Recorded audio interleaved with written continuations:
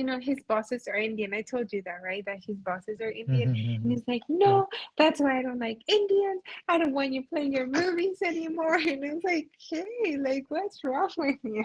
Tell him Indians also don't like Mexicans. It's all right. We are square. We are square. So my husband is upset right now. He was fired from his job on Monday. No, Tuesday. On Tuesday. So it's a bit Okay. sad, but it is Oh, what it is. So what happened? What happened? Is the company is getting closed or he's just laid off after all these he's years? just laid off. They cut. They had a big cut in like money in their budget, and so they had to let a lot of people go among them, my Mm, husband. So yeah, he was kind of sad. yeah.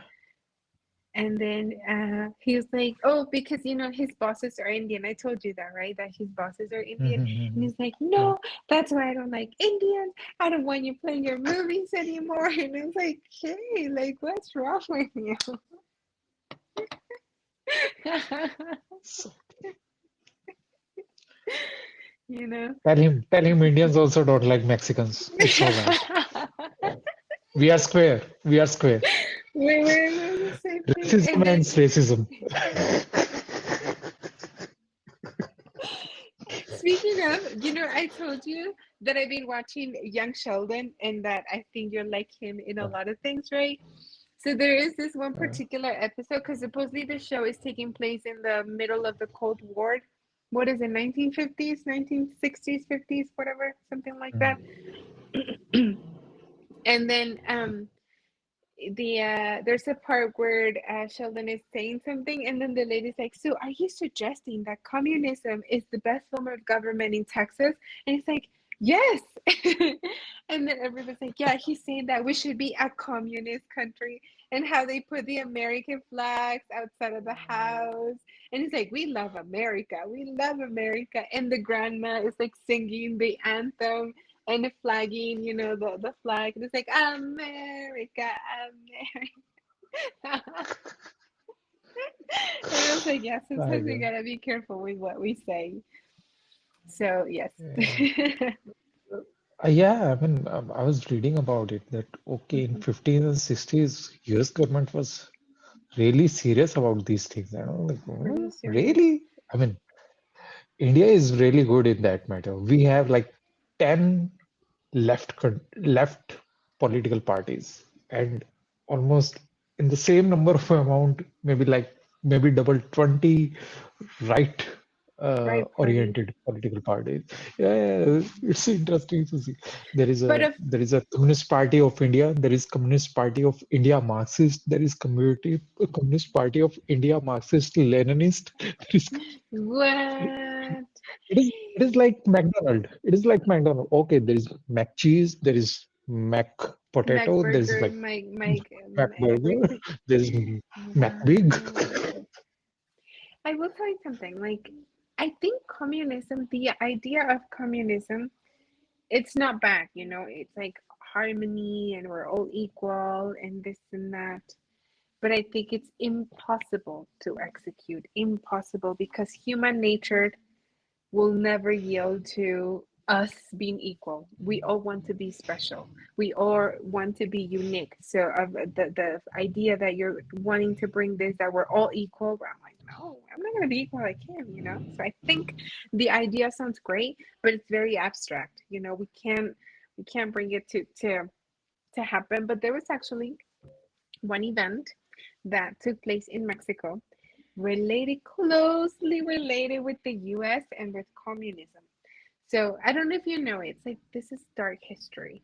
But it turns out that a lot of communists were traveling to Mexico, and a lot of them were talking to teachers, to artists. Frida Kahlo, the artist, she Yeah, died, yeah. but if she hadn't died, they would have killed her because she was friends with the communist people. And so Oh my God, what? People were trying to kill Salma Hayek? Oh my God. you're like, she's beautiful. Why? Why? Well, anyway, so there was this thing, right, that in Mexico, there was like a new communist movement, right? And with the proximity of the US was so worried. There were some rumors that Russian spies were going to Mexico first, and then from there they were going to try to come into the US and stuff. And so specifically they were targeting students, right? And at that time there were a lot of student movements, not related to communism, but you know, that period of in time, it's specifically when people are like, we don't want to follow the rules. We want to do our own thing, right? And so students were constantly protesting against the government, right? Like whether the education system was not changing and many things. So the government of Mexico had been communicating with the government of the US about this issue, and supposedly the US found a document that there was going to be a communist movement in Mexico led by the students.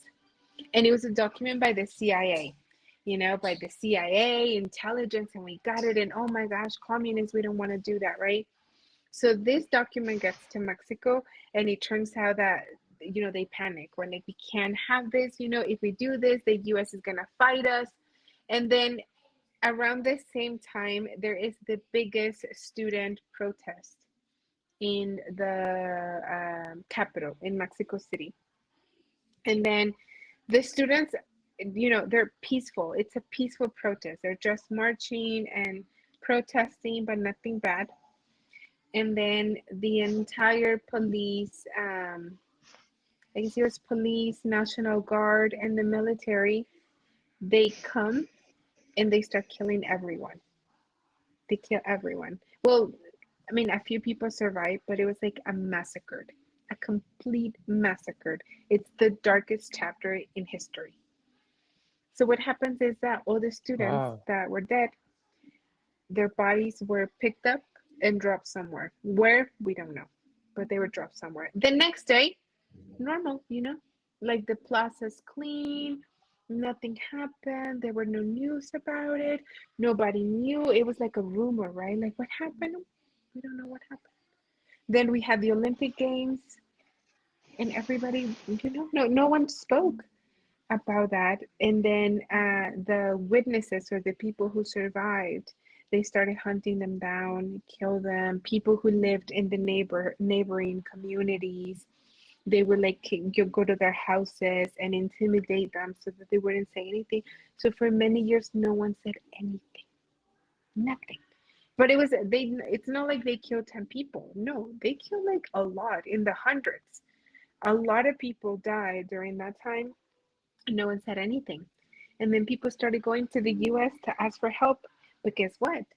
The US didn't want to say anything either, because they were the ones who had sent the document saying that there may be a communist thing going on. So it was, for many years, no one spoke about it until about 7 to 10 years later. Then people started saying, hey, this is what happened here. And now everyone talks about it. There's documentaries, and what a horrible night it was, because the people who led that massacre are no longer in the country. They're not even in Mexico anymore. They live Yeah. somewhere in Europe, you Yeah. know? And so, yeah, that's the darkest chapter. Wow. Wow. What is this called? It's What is this called, called? um, it's I'm gonna send you the documentary on Netflix. So, because now they have it, they have a documentary.